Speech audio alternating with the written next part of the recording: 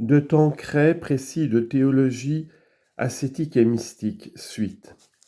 Notion générale de la contemplation.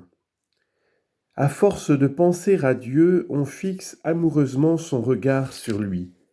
C'est la contemplation qui est l'une des marques caractéristiques de cette voie. La contemplation naturelle. Contempler en général, c'est regarder un objet avec admiration. Il y a une contemplation naturelle qui peut être sensible, imaginative ou intellectuelle.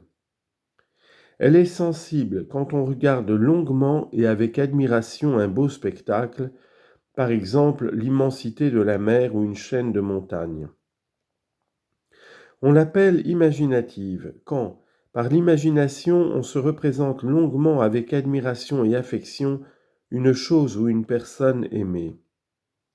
Enfin, elle se nomme intellectuelle ou philosophique lorsqu'on arrête son esprit avec admiration et par une simple vue sur quelque grande synthèse philosophique, par exemple sur l'être absolument simple et immuable, principe et fin de tous les êtres. La contemplation surnaturelle. Il y a aussi une contemplation surnaturelle et c'est d'elle que nous parlons. Nous allons en exposer la notion et les espèces. Notion. Le terme contemplation désigne au sens propre un acte de simple vue intellectuelle, abstraction faite des divers éléments affectifs ou imaginatifs qui l'accompagnent. Mais quand l'objet contemplé est beau et aimable, il est accompagné d'admiration et d'amour. Par extension, on appelle contemplation une oraison caractérisée par la prédominance de ce simple regard. Il n'est donc pas nécessaire que cet acte dure tout le temps de l'oraison. Il suffit qu'il soit fréquent et accompagné d'affection. Ainsi, l'oraison contemplative se distingue de l'oraison discursive, parce qu'elle exclut les longs raisonnements, et de l'oraison affective parce qu'elle exclut la multiplicité des actes qui caractérisent celle-ci. On peut donc la définir une vue simple et affectueuse de Dieu ou des choses divines. Plus brièvement, simplex intuitus veritatis, comme dit saint Thomas. Espèce. On peut distinguer trois sortes de contemplation, la contemplation acquise, la contemplation infuse et la contemplation mixte.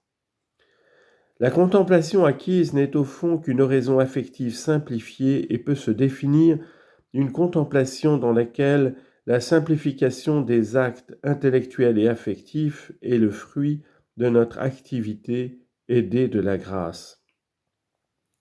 Souvent même, les dons du Saint-Esprit y interviennent d'une façon latente, surtout ceux de science, d'intelligence et de sagesse, pour nous aider à fixer amoureusement notre regard sur Dieu, comme nous l'exposerons plus loin.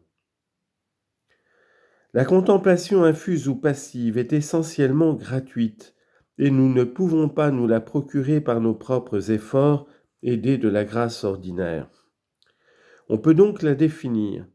Une contemplation dans laquelle la simplification des actes intellectuels et affectifs résulte d'une grâce spéciale, grâce opérante, qui nous saisit et nous fait recevoir des lumières et des affections que Dieu opère en nous avec notre consentement. Ainsi donc, elle est infuse, non parce qu'elle procède des vertus infuses, puisque la contemplation acquise en provient aussi, mais parce qu'il n'est pas en notre pouvoir de produire ces actes, même avec la grâce ordinaire. Et cependant, ce n'est pas Dieu seul qui agit en nous. Il le fait avec notre consentement, en ce sens que nous recevons librement ce qu'il nous donne. Si notre âme, sous l'influence de la grâce opérante, est dite passive, c'est parce qu'elle reçoit des dons divins. Mais en les recevant, elle y donne son consentement, ainsi que nous l'expliquerons plus loin. Elle est appelée surnaturelle par sainte Thérèse parce qu'elle l'est doublement, non seulement au même titre que les autres actes surnaturels, mais parce que Dieu opère en nous d'une façon très spéciale. On distingue aussi une contemplation mixte. Nous verrons en effet plus tard que la contemplation infuse est parfois très courte.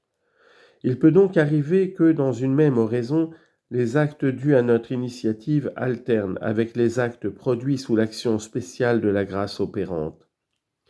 C'est ce qui arrive surtout à ceux qui commencent à entrer dans la contemplation infuse. Alors la contemplation est mixte, c'est-à-dire alternativement active et passive.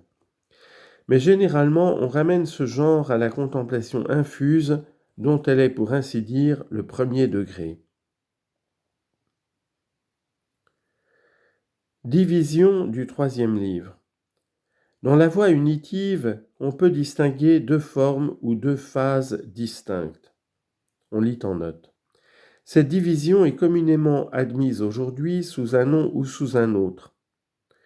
Dans un article très remarqué de la vie spirituelle de mars 1923, Jacques Maritain, tout en proclamant l'unité de but pour tous, à savoir l'union à Dieu par la charité parfaite et les dons du Saint-Esprit, reconnaît qu'en fait il y a deux voies, la voie de ceux qui sont sous le régime des dons actifs et qui n'ont que la contemplation improprement dite, et la voie des contemplatifs chez qui dominent les dons d'intelligence et de sagesse. Nous reviendrons sur cette doctrine. Fin de note. Premièrement, la voie unitive simple ou active qui se caractérise par la culture des dons du Saint-Esprit, surtout des dons actifs, et par la simplification de l'oraison qui devient une sorte de contemplation active ou improprement dite. Deuxièmement, la voie unitive passive ou mystique au sens propre qui se caractérise par la contemplation infuse ou proprement dite. Troisièmement, en outre, à la contemplation viennent parfois s'ajouter des phénomènes extraordinaires, comme les visions et révélations auxquelles s'opposent des contrefaçons diaboliques, l'obsession et la possession. Quatrièmement, en des matières aussi difficiles, il n'est pas étonnant qu'il y ait des opinions divergentes ou controverses. Nous les examinerons dans un chapitre spécial.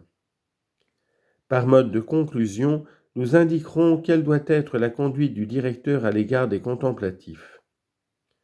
Chapitre 1 de la voie unitive simple ou active, chapitre 2 de la voie unitive mystique ou passive, chapitre 3 des phénomènes mystiques extraordinaires, chapitre 4 questions controversées. Conclusion de la direction des contemplatifs.